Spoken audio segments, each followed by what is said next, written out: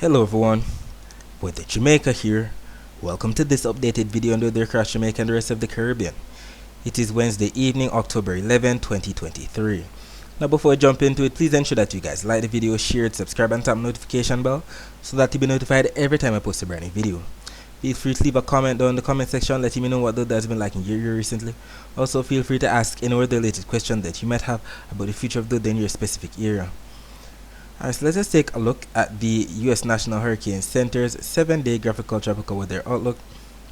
We can see that we still have that era of possible tropical cyclone development across the main development region that's pointed to the west, so it could make its way towards the Caribbean, maybe making it into the Caribbean, affect the Caribbean islands, who knows. And we also have tropical storm Sean to the west of that system.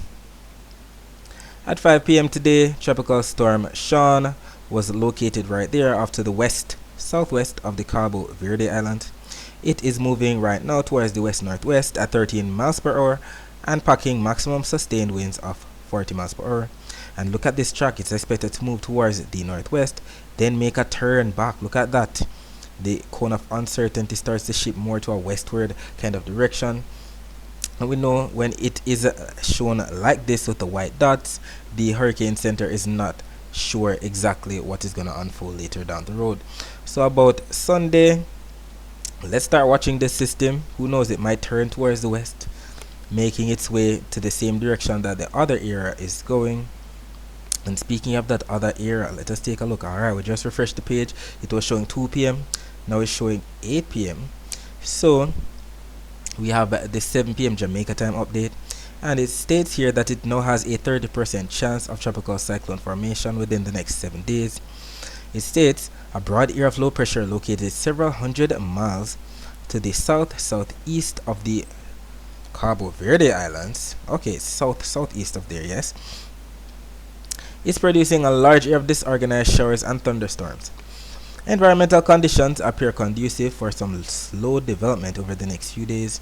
This system should move generally westward across the eastern and central Atlantic through early next week.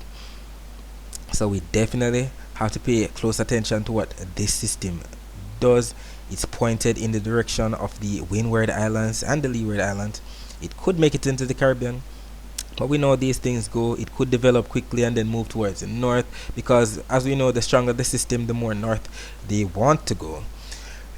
Except when we have a very, very strong high pressure ridge out in the Atlantic. Either way, it's just a waiting game at this point, and we have to stay updated to see exactly what unfolds.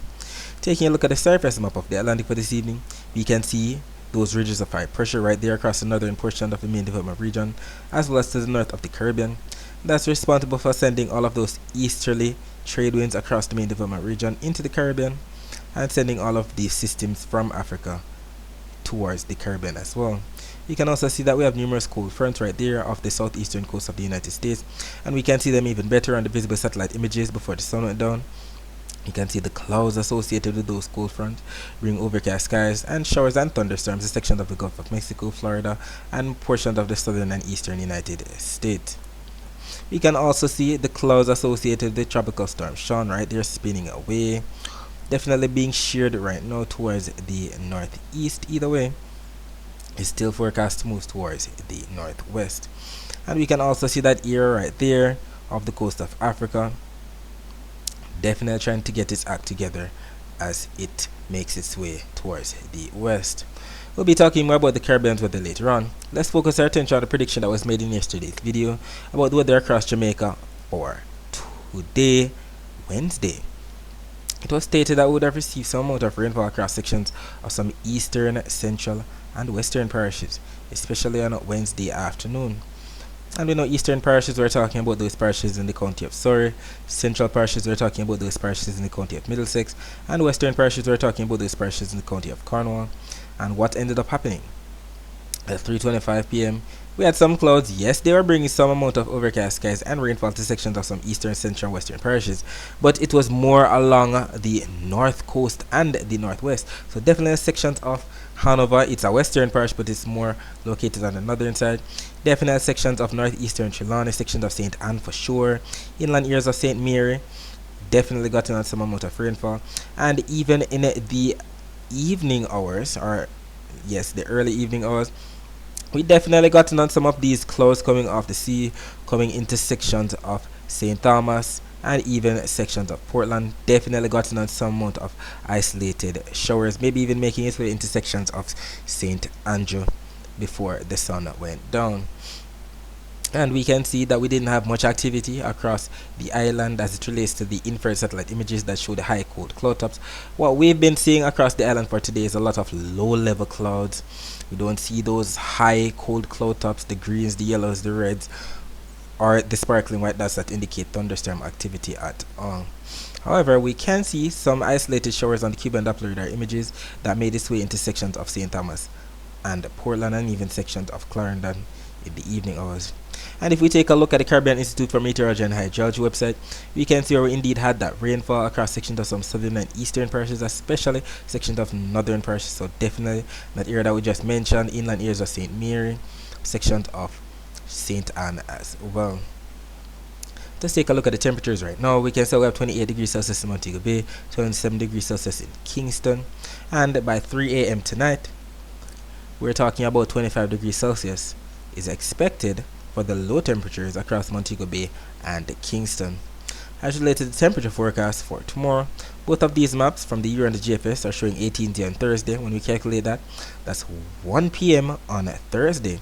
And we do see lots of oranges across Jamaica right there that represent up to 3 degrees Celsius above normal temperatures. And we know the average temperatures for the month of October across Jamaica is about 89 degrees Fahrenheit, which is about the equivalent of 31 degrees Celsius. So if we should be receiving 3 degrees Celsius above normal temperatures for Thursday, it should be anywhere from 31 to 34 degrees Celsius at most. As related to the dry air map, we can still see a lot of dry air across sections of the central and western Caribbean, as indicated by those yellows, those oranges, those reds. And we know that that's definitely dry air because we can see it on the key at the bottom. Definitely a lot of dry air taking place across the region, but we're indeed grateful for the rainfall that we've been getting across some of these areas. Taking a look at the SAR and dust forecast, we can see that 2 p.m. on Thursday has majority of the dust right there across sections of the eastern main development region, and even making it to the central portion of the main development region. Not much across the Caribbean or Jamaica at all for Thursday. As related to the wave forecast, we do see lots of blues around the island. Darker shades of blues that represent up to 1 to 1.5 meter wave heights, and we see that on both the Euro and the GFS malls. And it makes sense because the winds are going to be coming in from the east, southeast in general, averaging anywhere from 15 to 20 knots as indicated by the greens. We can see the key at the bottom. So we don't have the 20 knot winds, the yellows, or the 25. We don't have the 25 or the 30 knot winds that's represented by the yellows. It's definitely lots of greens, as we can see by the key at the bottom right. So definitely 15 to 20 knot winds. And with the winds coming in from the east southeast, it's definitely going to be piling up across sections of some northern and western parishes, so maybe some isolated rainfall or two across sections of some northwestern parishes. Either way, whatever comes off of the sea definitely going to be coming into sections of St. Thomas and maybe even Portland as well. And with the upper level wind shear coming in from the east and northeast, it's definitely going to be favoring more of the eastern and southern portions of the island.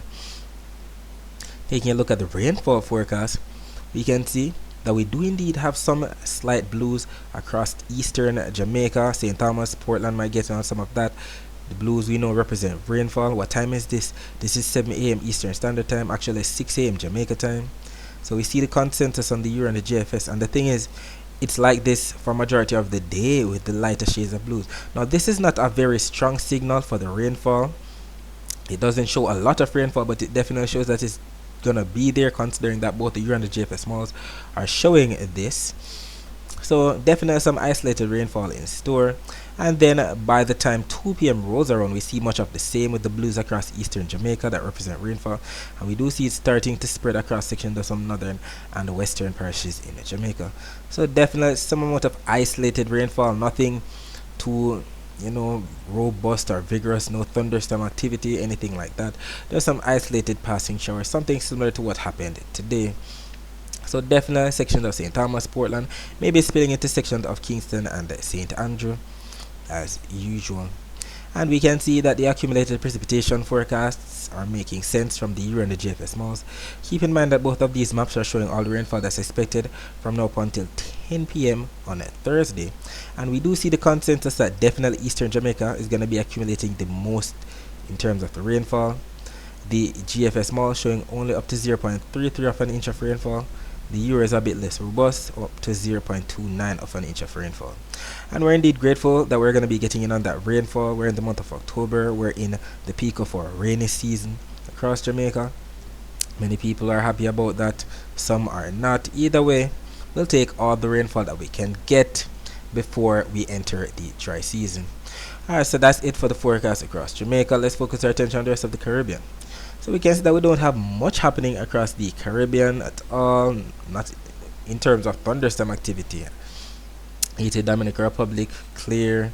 We do see some low-level patches of clouds coming into section of the Leeward and Windward Island, so they might have been getting in on some isolated showers.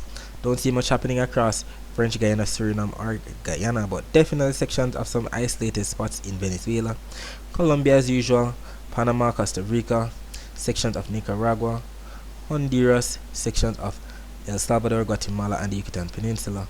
You can also see some across the Cuba area as well. This relates to the northeastern Caribbean's Doppler radar images. We know Doppler radar images show the actual rainfall as opposed to satellite images that showed cloud cover.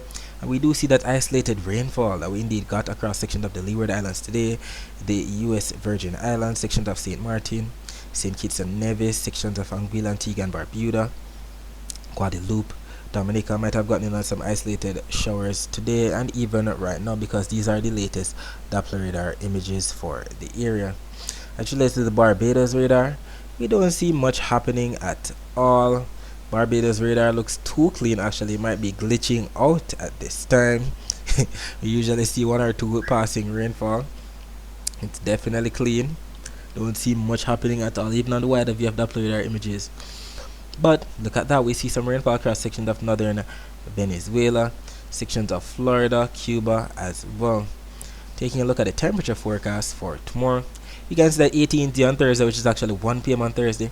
Lots of above normal temperatures, up to 4 degrees Celsius above normal temperatures in some spots all across the Caribbean, especially the northeastern Caribbean right there.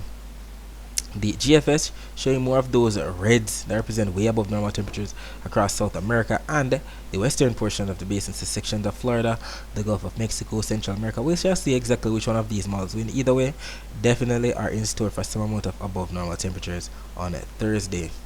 Taking a look at the Saharan dust forecast, we can see that we don't have much in the way of Saharan dust. Let's keep it. Alright, so let us take a look at Thursday at 2 p.m. We see that we don't have much across majority of the Caribbean, lots of blues. Majority of the vigorous plume of dust is right there across the main development region. Taking a look at the wave forecast, we can see those darker shades of blues, even some light shades across the eastern Caribbean, purple shades across the western Caribbean, high waves right there. And it makes sense because the winds are going to be averaging 15 to 20 knots, especially across the central and western Caribbean. The western Caribbean maybe getting up to 25 knots. And wherever we see the yellows, the oranges and reds, that's where we're going to be getting anywhere from 25 to maybe even 35 knot winds.